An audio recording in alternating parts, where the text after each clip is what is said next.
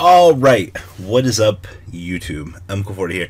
A lot of you guys have been requesting a little bit different variety of content. A lot of you guys have been wanting to discuss why certain metagame choices in today's, well, arsenal are a little bit different.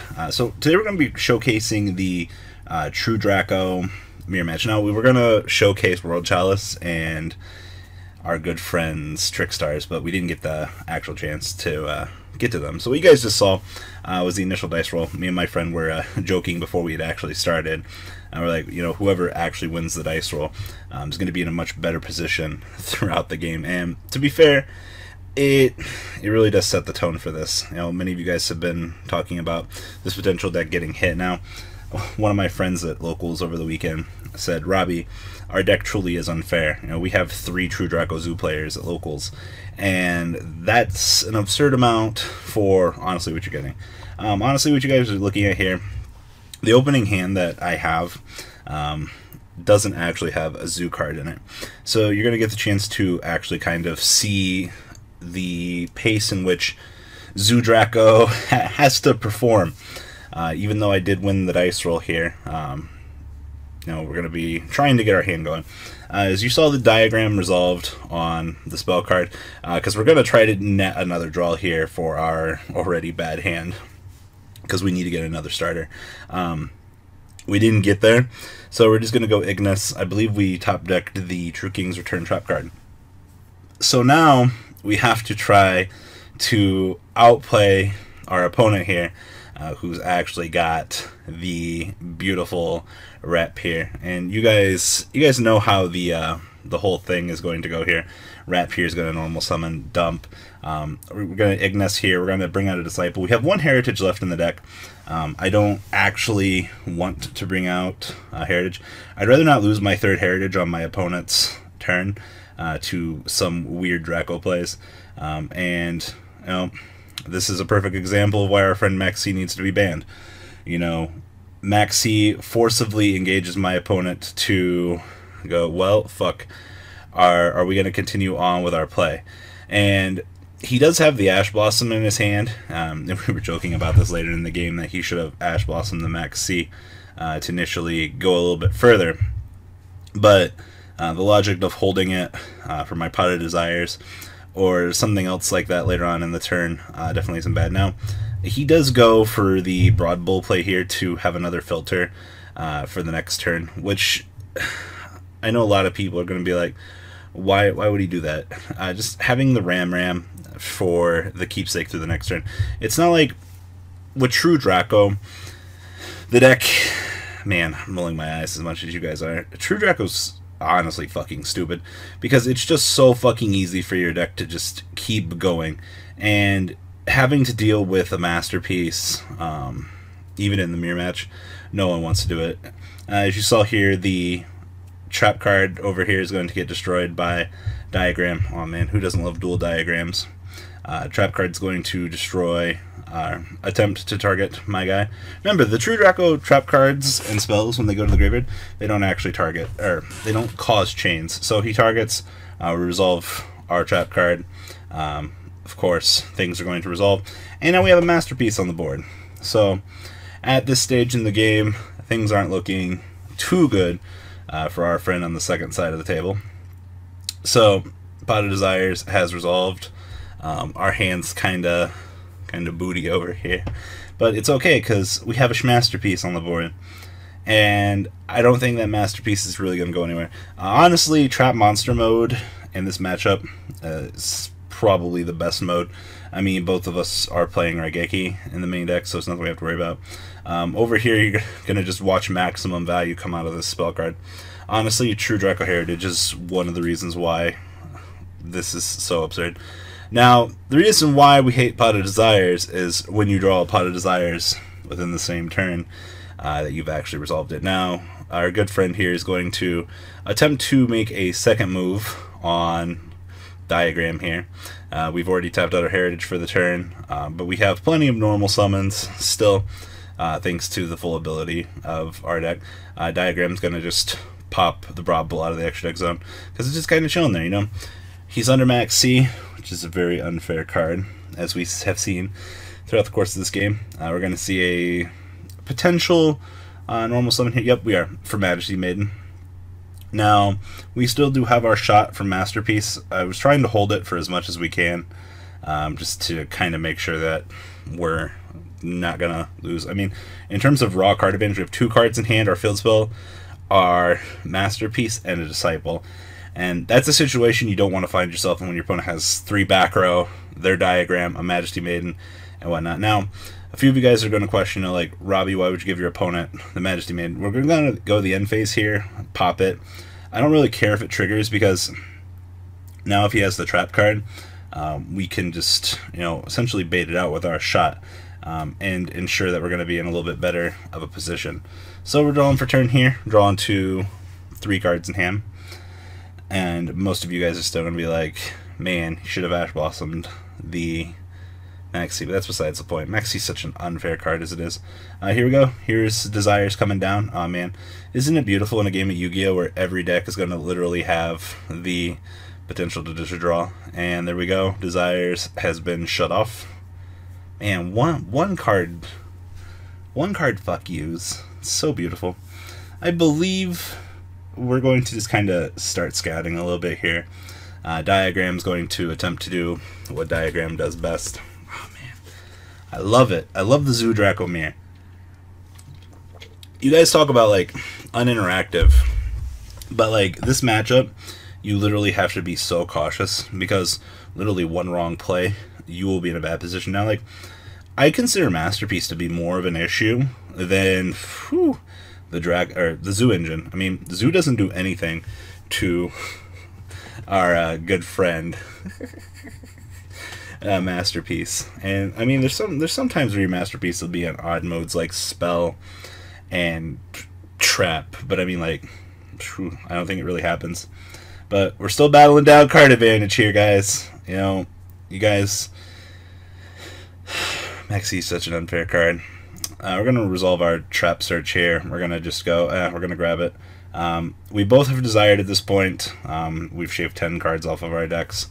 Now we're going to attempt to trigger Disciples to regenerate some of our more dead cards.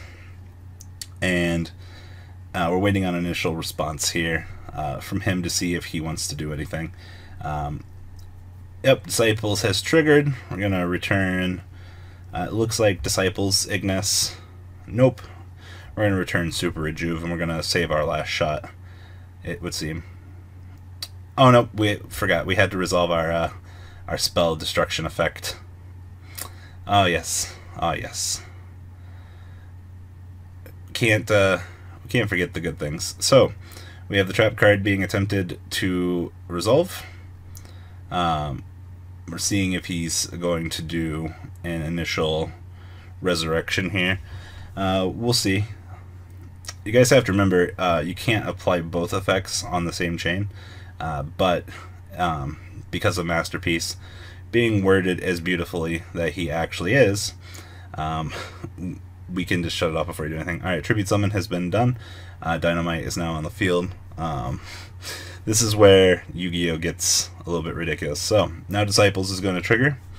We're going to make an attempt to recycle Ignis, Heritage, and our trap card, because Yu-Gi-Oh is fair this way, giving this already imbalanced deck a Super Rejuvenation, Disciples, and the best monster that they possibly can have for this situation. I did want to make this video just to, you guys, you kind of talk about the way that things aren't going, but like this is a beautiful showcase to like the casual player base, how this mirror match honestly goes. And as you guys saw, we got the starter off the Disciple. When I say starter, I don't know, a lot of people are really familiar with the terminology, but it's a card that will start your initial play. Having Ram on the field now will get us going, finally. So happy. We already did use our pop for the turn off Diagram, which kind of sucked, but we're going to continue to filter here, because Broad Bull into Whiptail, into Chakanine, into Kong Man, into Kong Man with material. It's so ridiculous. And the game's not looking too well over here. The Tribute Summon on the Dynamite He doesn't have any targets left. It's a little bit scary, and you'll actually see here in a minute that he has no more targets, because once the Trident attempts to pop, he opts to not bring out anything off of the dynamite because he's out of targets because of desires. You know, that's not a necessary thing. We're kind of talking about checking numbers at the moment, in terms of value. Remember, my diagram is protecting his tribute summon monster, so trying to figure out base calculated numbers for the best absolute case scenario, but considering using the shot still to kind of figure out where we're going to go here. Dryden's already done his thing. A Masterpiece has Masterpiece? No. Yeah, Masterpiece has not shot down yet. We resolved our spell card effect so far off of the diagram, which destroyed the tribute summon, so Masterpiece can still do his thing. Masterpiece opts to kill Dynamite for maximum damage. So we have 3250 coming in and 400 off of Trident. We're keeping the Whiptail in the hand as an additional starter for the next turn. I don't know if a lot of people would agree with that, but definitely ensuring that we're this far into the game at this point in time. We got to keep starters. So now we have Trident, Hammer Kong for 2 pops. His field spell's gone. Here we go. Barrage is going to attempt to do anything. Zoo's not really a superficial scary thing at this point in time for my deck because we're so well protected. But we're still going to consider making the move, but we Ash Blossom the effect. There's nothing else at this stage in the game for him that Ash Blossom I would consider a threat for, with 3 cards in hand, but he is going to Desire again. He does draw down to 1 card in deck. A lot of you guys can already tell that the situation's looking dire. It's amazing what an established Masterpiece can do in this game state. Literally, this has all been determined because of the dice roll. You know, being able to make that Masterpiece so early in the game puts you in such a leading position. And you know, like, the Zoo engine on the side here is literally just icing on the cake. And of course, you know, like, you've seen multiple Pot of Desires in this game. You've seen Maxi resolve in the true unfair fashion it is. Here we are. He has 1 card in deck, and we were joking here. We're like, you know, we were considering if it was going to be an illegal activation for Diagram, but this Diagram can actually resolve. And at this point in time, I don't think there's anything that he can really do to make the situation any better than it actually is for him, because he either just decks out. He can't generate this much damage. He's taken 3250, 400. It's so unfair, like, looking back at this. You know, once again, guys, like, this is what Yu-Gi-Oh looks like at the moment, and it's not necessarily a bad thing, but there is a level of how this goes. So we have Ram here going to resolve. Somehow he still had a target left in deck. Throwblade here is going to be special summoned. Now, this is actually, we're going to have Trident pop the spell card, which will give us a shot for Masterpiece. So depending on how he opts to go up his ladder now, we do have a shot, but the nail's pretty much in the coffin for this at this point. He's going to set 1, and honestly, just as soon as Masterpiece makes his move here, Masterpiece killed the Throwblade, and he's going to lose because of deck out. There's not much else you can do. That's how Yu-Gi-Oh goes, guys. So please, I hope you guys enjoyed this video. Maybe do some other things like this eventually. But yeah, Yu-Gi-Oh stupid. The ride never ends, guys. Make sure you enable those notifications to get the latest videos that are being posted on this channel. Make sure you guys check out VanCole40 for my Cardfight Vanguard channel. And join me and House of Champions on the Zodiac Duelist TV Twitch stream. We'll be interacting with our audiences. And please check out No Limit Gaming and LGTCG.com for the cheapest trading cards on the market. Thanks for watching, guys, and please have a good day.